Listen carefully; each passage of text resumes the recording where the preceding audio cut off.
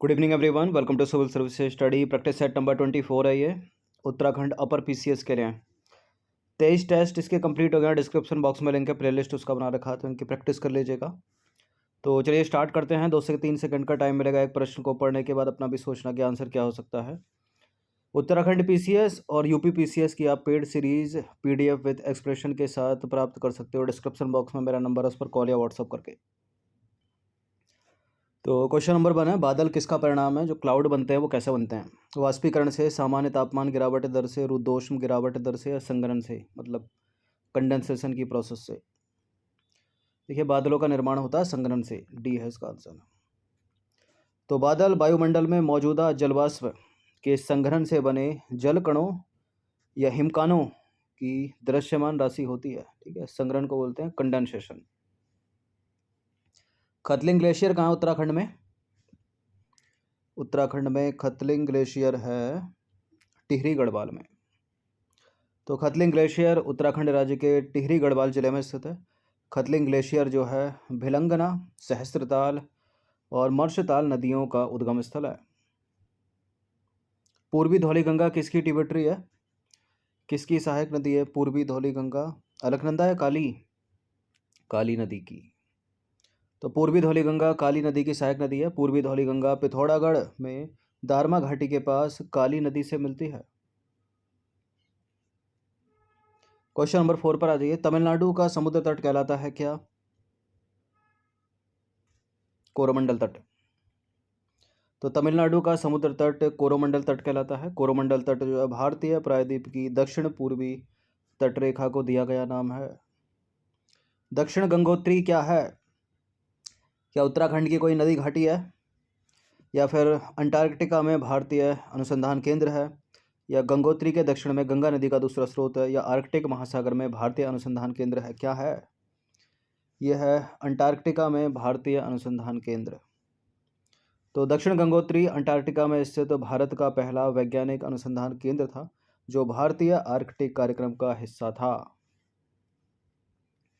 इस नंबर पर कॉल या व्हाट्सएप कर सकते हो आप पेड सीरीज के लिए। उत्तराखंड पशुधन विकास बोर्ड कहाँ पर स्थित है? ऐसे प्रश्न पूछे जाएंगे 3 अप्रैल को। उत्तराखंड पशुधन विकास बोर्ड है उत्तराखंड के देहरादून में। तो उत्तराखंड पशुधन विकास बोर्ड देहरादून में स्थित है, और इस बोर्ड का उद्देश्य क्या है? देसी और विदेशी दोनों नस्लों की गायों और भैंसों के प्रजनन एवं विकास को बढ़ावा देना। लाल बहादुर शास्त्री राष्ट्रीय प्रशासन अकादमी कहाँ पर स्थित है? लबासना की बात हो रही है, उत्तराखंड के मसूरी में ये। ठीक है, आईएएस प्रशिक्षण केंद्र है, तो मसूरी में स्थित है लबासना। नंबर 8 पर आ जाइए। उत्तराखंड का प्रथम उल्लेख किस वेद में मिलता है? 4 वेद हैं, इन चारों में से किस में मिलता है? ऋग्वेद में। ऋग्वेद में। यज्ञ कहाँ से आया? यजुर्वेद में। ठीक है, जादू टोना ये सब अथर्ववेद में, संगीत सामवेद में, ये सब पूछे जाते हैं प्रश्न। तो उत्तराखंड के नाम का उल्लेख सबसे पहले ऋग्वेद में मिलता है, जिसे उत्तराखंड को जिसमें देवभूमि कहा गया है। क्वेश्चन नंबर 9 पर आ जाइए। पाली भाषा में लिखे गए बौद्ध ग्रंथों में उत्तराखंड के लिए किस शब्द का प्रयोग किया गया है? हिमगंगा, हिमसुता, हिमबंध, हिमसागर, हिमवंत। तो पाली भाषा में लिखे गए बौद्ध ग्रंथों में उत्तराखंड के लिए हिमवंत शब्द का प्रयोग किया गया है। 10वां प्रश्न है, कुमायूं शब्द का सर्वाधिक उल्लेख किस पुराण खंड में किया गया है? किस पुराण खंड में किया गया है? मानस खंड में किया गया है। ठीक है, यानी स्कंद पुराण। तो कुमाऊं शब्द का सर्वाधिक उल्लेख हुआ स्कंद पुराण, मानस खंड। भारत का पहला, हर वो चीज़ इंपॉर्टेंट है जो पहली है, पहला हेली हब कहाँ स्थापित किया जाएगा? कहाँ? हरियाणा के गुरुग्राम में। तो जनवरी 2022 में हरियाणा के उप मुख्यमंत्री दुष्यंत चौटाला ने हरियाणा के गुरुग्राम में भारत का पहला हेली हब बनाए जाने की घोषणा की है। यह हेली हब नागरिक उड्डयन मंत्रालय के सहयोग से हरियाणा सरकार द्वारा बनाया जाएगा, और यह हेली हब देश में अपनी तरह का पहला होगा। ठीक है, पहला ऐसा हब होगा जिसमें हेलीकॉप्टर के लिए एक ही स्थान पर सभी सुविधाएं होंगी। 12वां प्रश्न है, असम का सर्वोच्च नागरिक पुरस्कार है, उसको बोलते हैं असम वैभव। अब असम वैभव से किस प्रसिद्ध उद्योगपति को सम्मानित किया गया है? आपको बताना है। रतन टाटा जी को। तो प्रसिद्ध उद्योगपति रतन टाटा को असम के सर्वोच्च नागरिक सम्मान असम वैभव से सम्मानित किया गया। गुवाहाटी में जारी एक आधिकारिक विज्ञप्ति के मुताबिक टाटा ट्रस्ट के चेयरमैन रतन टाटा को असम में कैंसर उपचार संबंधी सुविधाओं को बढ़ावा देने में उनके योगदान के लिए यह पुरस्कार दिया गया है। क्वेश्चन नंबर 13 पर आ जाइए। 24वें राष्ट्रीय सम्मेलन ई गवर्नेंस का आयोजन निम्नलिखित में से किस स्थान पर किया गया? कहाँ किया गया है? हैदराबाद में, तेलंगाना के हैदराबाद में।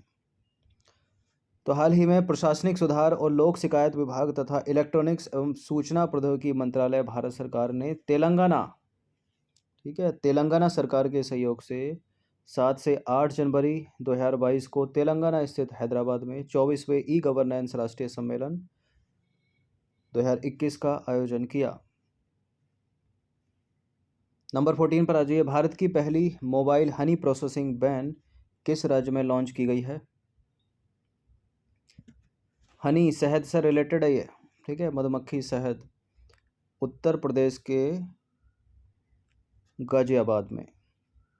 तो भारत की पहली mobile honey processing van Ghaziabad के उत्तर प्रदेश के सिरोरा गांव में लॉन्च की गई है और इसका उद्घाटन खादी और ग्रामोद्योग आयोग के अध्यक्ष विनय कुमार सक्सेना ने किया। तो गाजियाबाद याद रखना, यूपी याद रखना। देखिए, अभी हाल ही में देश की सबसे बुजुर्ग मादा भालू की मृत्यु हो गई। आपको बताना है कि उसका नाम क्या था? गुलाबो सिताबो रानी रूही, उसका नाम था गुलाबो। तो हाल ही में भोपाल स्थित वन विहार में देश की सबसे बुजुर्ग मादा भालू गुलाबो की मृत्यु हो गई और इस भालू की उम्र कितनी थी? 40 वर्ष। सेला सुरंग न्यूज़ में रहती है। निम्नलिखित में से किस राज्य में स्थित है सेला सुरंग? सिक्किम में है क्या? नहीं है। उत्तराखंड में नहीं, हिमाचल नहीं, अरुणाचल हाँ। तो सेला सुरंग अरुणाचल प्रदेश के पश्चिम कामेंग जिले में स्थित है। इस परियोजना के पूरा हो जाने के बाद यह तवांग को हर मौसम में कनेक्टिविटी प्रदान करेगी, मतलब उसके तवांग जिले को, ठीक है। और इस परियोजना में 2 सुरंगें शामिल हैं। तो अरुणाचल प्रदेश का नाम याद रखिएगा। सुशासन दिवस कब मनाया जाता है? सुशासन दिवस और क्रिसमस डे की एक ही डेट है, 25 दिसंबर को। तो पूर्व प्रधानमंत्री अटल बिहारी वाजपेयी जी की जयंती के अवसर पर 25 दिसंबर को हर साल सुशासन दिवस के रूप में मनाया जाता है। इसका उद्देश्य भारत के नागरिकों के मध्य सरकार की जवाबदेही के प्रति जागरूकता पैदा करना है। नंबर 18 पर आ जाइए। निम्नलिखित में से कौन सा वो राज्य है जो देश का पहला एलपीजी सक्षम और धूम्रपान मुक्त राज्य बन गया है? स्मोकिंग नहीं होती यहाँ पर, ठीक है, ना के बराबर होती है। उत्तराखंड है क्या? सिक्किम है क्या? हिमाचल है क्या? जी हाँ। तो हिमाचल प्रदेश एलपीजी सक्षम और धूम्रपान मुक्त राज्य बन गया है और यह उपलब्धि उज्ज्वला योजना और गृहिणी सुविधा योजना के कारण हासिल की गई है। क्वेश्चन नंबर 19 पर आ जाइए। भारतीय सेना द्वारा नेताजी सुभाष चंद्र बोस की याद में किस राज्य या केंद्र शासित प्रदेश में एक संकल्प स्मारक राष्ट्र को समर्पित किया गया है? अंडमान निकोबार द्वीप समूह। तो हाल ही में नेताजी सुभाष चंद्र बोस के भारत आगमन के ठीक 78 वर्ष बाद एक संकल्प स्मारक जो है राष्ट्र को समर्पित किया गया। इस स्मारक का उद्देश्य इतिहास की इस महत्वपूर्ण घटना को सहेज कर रखना है, ठीक है। अंडमान और निकोबार में बना यह स्मारक भारतीय राष्ट्रीय सेना के जवानों के संकल्प और उनके असंख्य बलिदानों को श्रद्धांजलि है। चलिए 20वां प्रश्न है। सुराई इको टूरिज्म जोन का उद्घाटन किस भारतीय राज्य में किया गया है? सुराई इको टूरिज्म जोन उत्तराखंड की सरकार है ये, ठीक है, बी है इसका आंसर।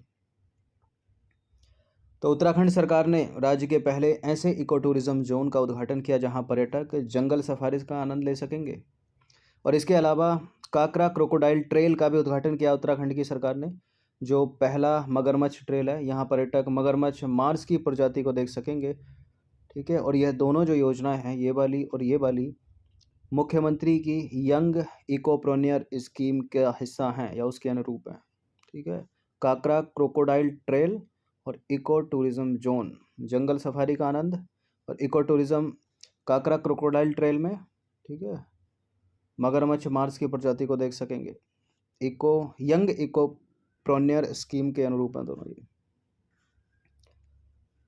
तो ये 20 प्रश्न थे, इनकी प्रैक्टिस एक बार कर लीजिएगा। धन्यवाद। साथ ही यूपी पीसीएस की जो सीरीज़ चल रही है उसका भी लाभ उठाते रहिए।